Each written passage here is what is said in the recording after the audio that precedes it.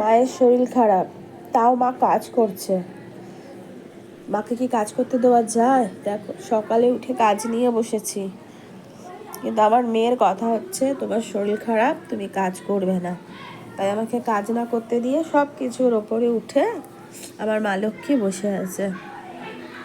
এতক্ষণ ইঁদুরের পেছনে ছুট ছুট ছুট করে একটু হাঁপিয়ে গেছে। আর যেহেতু আমার একটু জ্বর জ্বর, আমি একদম ফ্যান চালাতে পারছি না, আমার ঠান্ডা লাগছে প্রচণ্ড। আর এই দেখো কীরকম হাঁপাচ্ছে।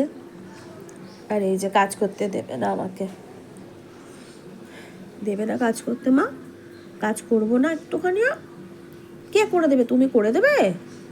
আচ্ছা ঠিক আছে, করে দাও করে দাও, কাজগুলো সব করে দাও। এনাও পেন নাও, পেন নাও, এনাও পেন নাও, নাও আমার বিদ্যাধরী, করে দাও করে দাও।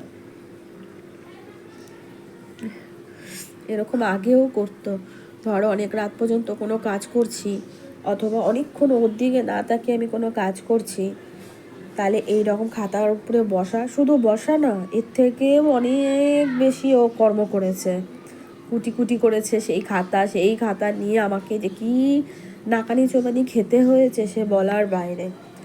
ঠিক আছে, দেখো ও ঘুমাবে, ওর ঘুম পাচ্ছে, কিন্তু ও ঘুমাবে কোথায়? আমার খাতার ওপর। ওর কিন্তু ঘুম পাচ্ছে, ও এক্ষুনি ঘুমাবে। ছোট থেকেই ও যদি আমাকে অনেকক্ষণ ধরে কাজ করতে দেখে আর ওর সাথে কথা বলতে না দেখে, ওই সেম জিনিস করে, যখন একটুখানি ছিল তখনও আর আজও একই রকম রয়ে যায় আমাদের বাচ্চাগুলো।